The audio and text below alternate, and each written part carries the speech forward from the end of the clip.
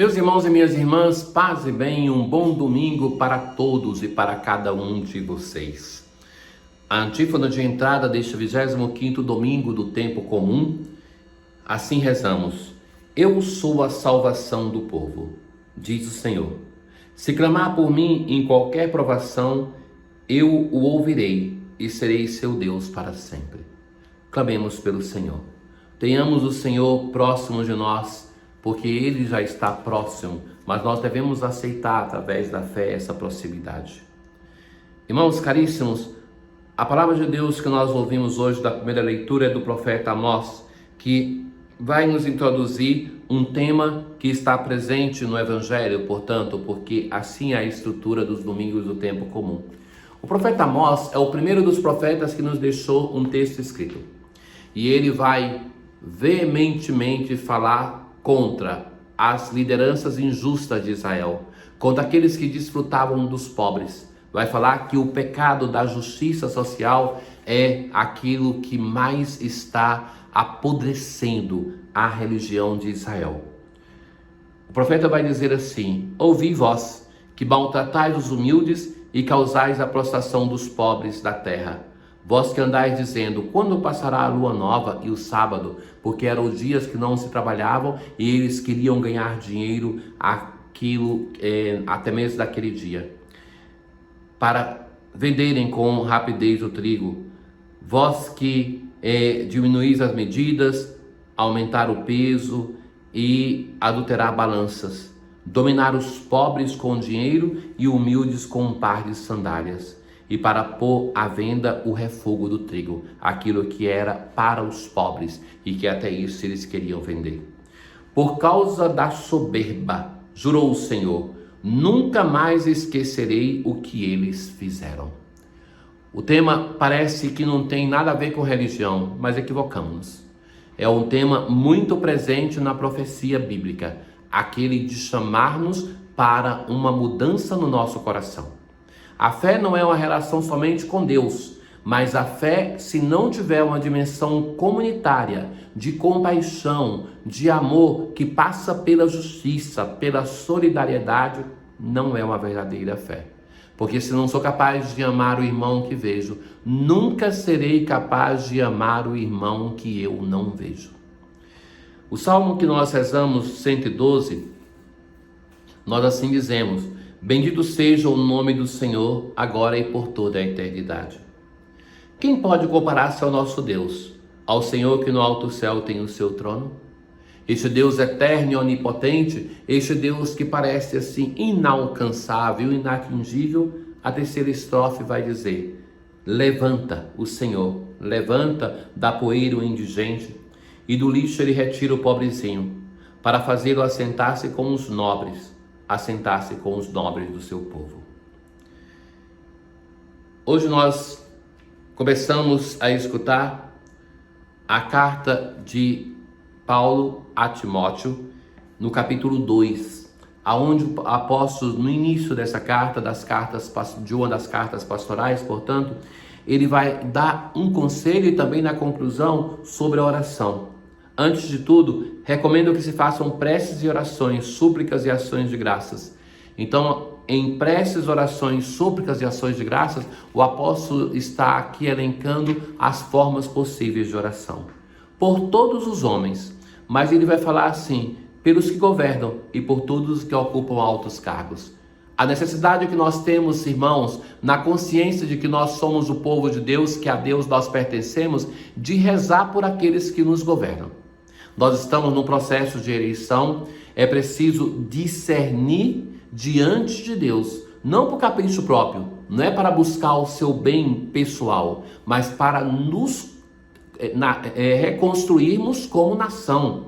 É preciso que nós sejamos atentos, sim, com o que nós faremos com o nosso direito de votar, de usar bem esse direito, de rezar para que Deus nos ilumine a todos como nação. Talvez nós temos certezas demais e não nos confrontamos com a palavra de Deus, com os irmãos, para fazermos discernimento.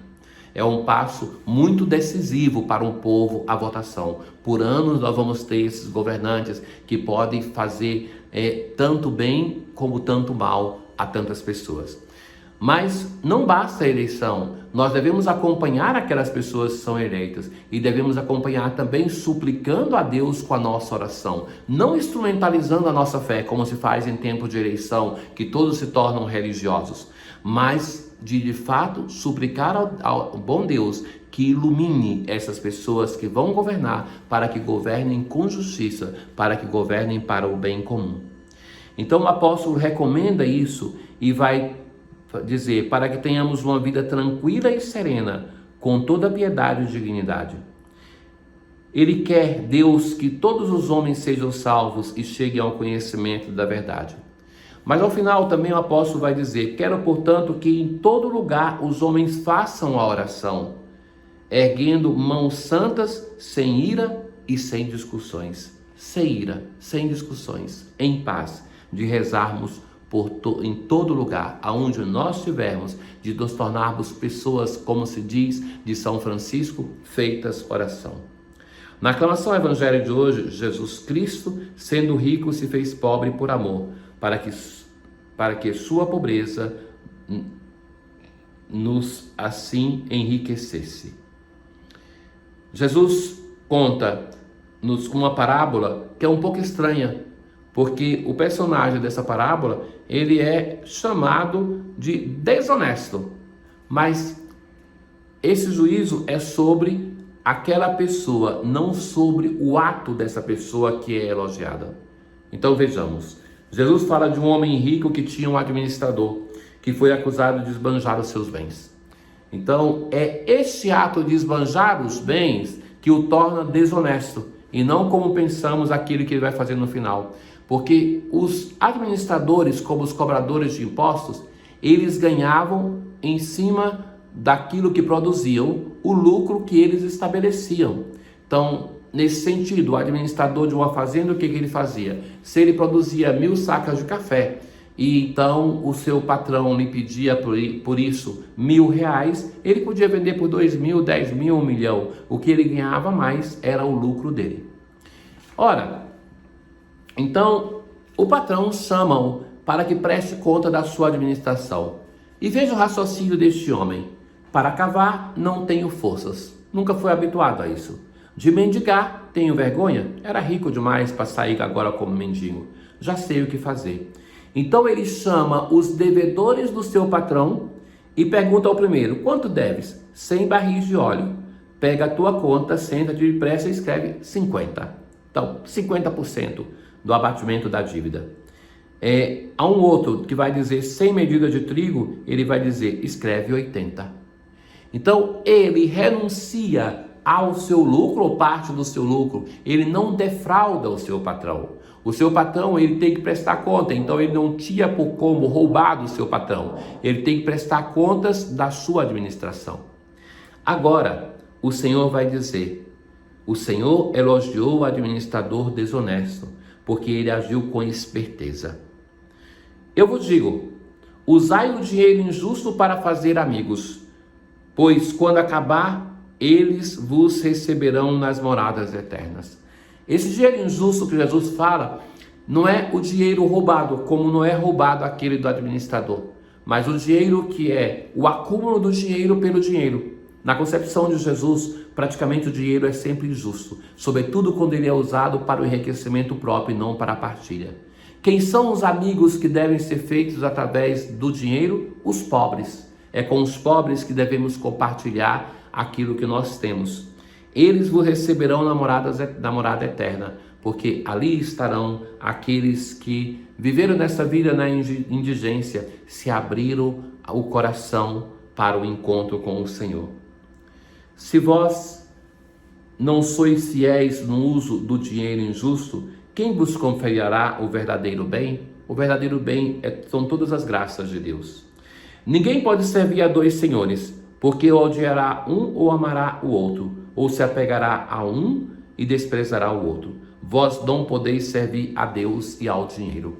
Jesus usa aqui uma palavra mais dura do que dinheiro, vai chamar dinheiro de ídolo, mamona, Vós não podeis servir a Deus e a mamona. Mamona no sentido de ídolos, dinheiro se torna um ídolo porque ele exige sempre de quem o tem, de querer mais e mais e mais, de se curvar a ele. Libertemos-nos, meus irmãos, porque aquilo que nós temos, aquilo que nós somos, é para que seja na nossa vida uma ocasião de partilha, de solidariedade. Um bom domingo. O Senhor esteja convosco, Ele está no meio de nós. Abençoe-vos o Deus Todo-Poderoso, o Pai, o Filho e o Espírito Santo. Paz.